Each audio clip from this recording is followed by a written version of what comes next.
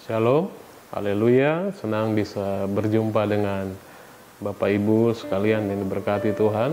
Saya berharap seperti di firman Tuhan berkata bahwa saya berharap bahwa jiwamu, rohmu, bahwa kehidupan saudara semua baik-baik saja.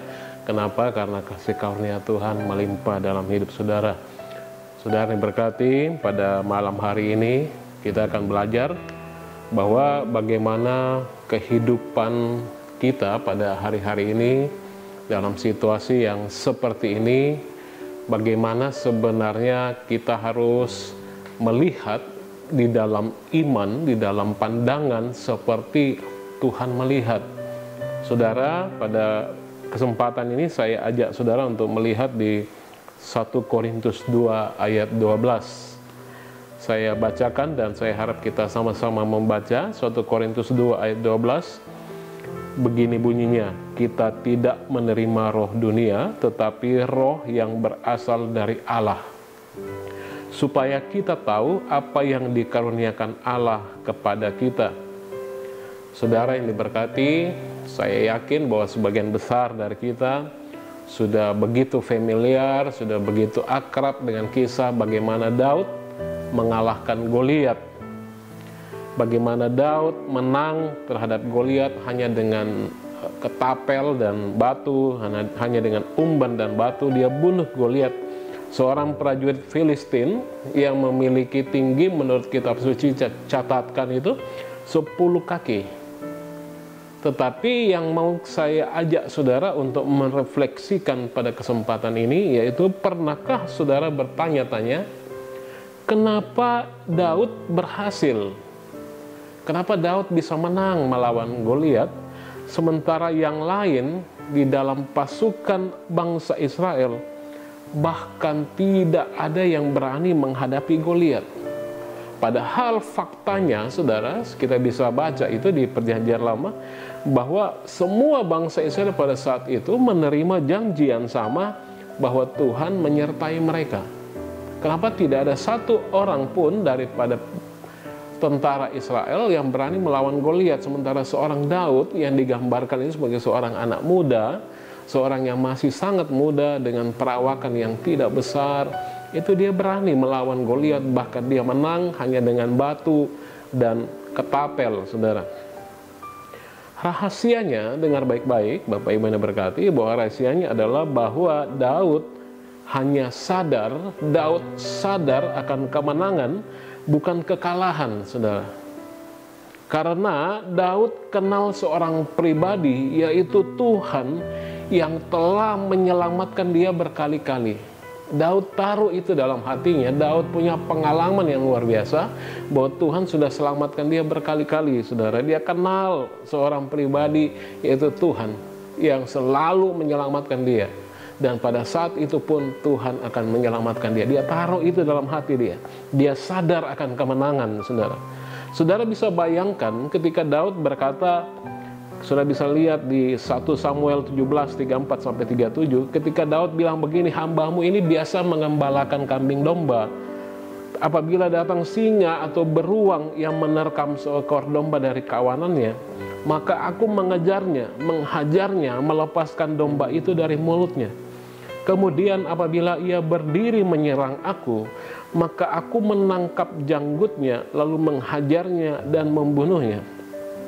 Baik singa maupun beruang telah dihajar oleh hambamu ini, dan orang Filistin yang tidak bersunat itu, ia akan sama seperti salah satu daripada binatang itu, karena ia telah mencemooh barisan daripada Allah yang hidup. Ayat 37, perhatikan pula kata Daud, Tuhan yang telah melepaskan aku dari cakar singa dan dari cakar beruang, dia juga akan melepaskan aku dari tangan orang Filistin itu. Saudara, Daud sadar akan apa yang telah Allah lakukan bagi dia. Daud sadar betul, Daud taruh di dalam pikiran dia, Daud sangat percaya akan apa yang Allah lakukan bagi dia. Daud tahu bahwa Tuhan ada di pihak dia. Daud tahu bahwa Tuhan mencintai dia. Daud tahu bahwa Tuhan sayang dia. Daud tahu bahwa Tuhan akan memberi dia kemenangan sekali lagi. Saudara yang diberkati, yang dikasihi Tuhan, saudara juga pada kesempatan ini ketika saudara menyaksikan tayangan ini, saya ajak saudara untuk mengingatkan diri saudara sendiri bahwa Tuhan yang sama, yang melakukan hal-hal yang luar biasa buat saudara pada tahun yang lalu, pada beberapa tahun yang lalu, pada bulan yang lalu, akan melakukan hal yang sama untuk saudara pada saat ini, akan melakukan untuk saudara pada tahun ini, akan melakukan untuk saudara pada kesempatan ini. Saudara jadilah seperti Daud. Mau saya ajak saudara untuk mencontoh Daud, seperti Daud yang hanya sadar akan kebaikan dan kesetiaan Tuhan. Jangan seperti tentara Israel, saudara. Orang-orang itu, tentara-tentara itu sadar akan kata-kata negatif Goliat. Saya percaya bahwa mereka pasti membicarakan tentang ancaman Goliat di antara mereka. Dan ketika mereka bicarakan ancaman Goliat, mereka mulai ulang-ulang kata-kata Goliat satu sama lain. Dan sebagai hasilnya, akhirnya kata-kata Goliat mengisi hati mereka dengan ketakutan. Lihat di 1 Samuel 17 ayat 11. Begini bunyinya, ketika Saul dan segenap orang Israel mendengar perkataan orang Filistin itu, maka cemaslah hati mereka dan sangat ketakutan. Kita loncat di ayat 24. Lihat ayat 24. Ketika semua orang Israel melihat orang itu, larilah mereka daripadanya dengan sangat ketakutan. Jadi begitu mereka dengar perkataan orang Filistin itu, hati mereka menjadi cemas. Mereka fokus kepada apa yang Goliat katakan. Akhirnya ketika mereka lihat, wah ini, lari mereka, saudara. Kalau saudara mulai mengisi kehidupan saudara dengan saudara mulai lihat sosial media, saudara mulai lihat televisi, saudara mulai lihat dampak COVID, begitu banyak yang mati, begitu banyak yang sengsara, ada yang cuma sekian hari, ada yang menderita dengan susah bernapas. Saudara mulai takut. Ini tujuan iblis buat saudara. Tujuan iblis bahwa COVID datang ke dunia ini supaya mengalihkan pandangan saudara, mengalihkan pikiran saudara daripada Allah saudara yang hidup. Mengalihkan kehidupan saudara daripada kemenangan yang Tuhan sudah beri buat saudara.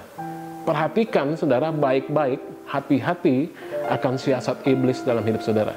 Sekali lagi saya katakan, jadi seperti Daud, bagaimana dia sadar bahwa Tuhan telah melepaskan dia dari beruang, Tuhan lepaskan dia dari singa, Tuhan akan lepaskan dia sekali lagi dari orang Filistin.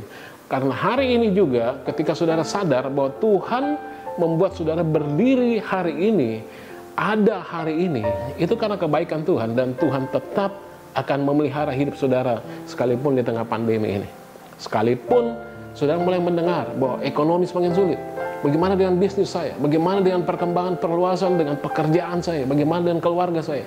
Saudara jangan fokus kepada apa yang iblis katakan seperti singa yang mengaum-ngaum, saudara, yang mencari orang yang dapat diterkamnya. Karena ada orang yang tidak bisa diterkam, yaitu saudara dan saya. Ingat baik-baik bahwa engkau ada dalam pemeliharaan Tuhan. Ingat baik-baik bahwa Tuhan memerintahkan bala tentara sorgawi untuk menjaga engkau di setiap jalanmu. Saudara dikasihi Tuhan, jangan makan kata-kata negatif manusia, jangan makan kata-kata negatif iblis, karena itu hanya akan membuat saudara menjadi cemas, itu membuat saudara menjadi takut. Beri makan diri saudara dengan firman Tuhan, beri makan diri saudara dengan kebaikan Tuhan dan firman Tuhan, kenal Tuhan. Baca Alkitab, dengarkan pesan tentang siapa saudara di dalam Kristus. Apa yang telah Dia lakukan untuk saudara. Penuhkan diri saudara dengan firman Tuhan, dengan kebenaran Tuhan, sampai saudara benar-benar penuh dengan roh dan kesadaran akan Tuhan. Sehingga saudara bisa mengetahui hal-hal yang telah diberikan kepada saudara, hal-hal yang telah dicurahkan kepada saudara secara luar biasa melalui kasih karunia-Nya kepada saudara. Saya harap, saya dorong saudara pada kesempatan ini bahwa saudara mulai diteguhkan Tuhan ketika saudara mendengar ini, dan saudara merasa seakan-akan Tuhan berbicara kepada saudara. Ambil kesempatan ini dan mulai melihat Tuhan, mulai melihat bagaimana Tuhan melihat, mulai melihat bahwa hidupmu aman bersama dengan Tuhan. Jangan takut, jangan cemas, andalkan firman Tuhan. Sebab Tuhan tidak pernah salah, Tuhan tidak pernah gagal, Tuhan pasti menolong saudara. Terima kasih sudah menyaksikan tayangan ini. Sampai jumpa pada tayangan berikutnya. Tuhan berkati saudara. Shalom.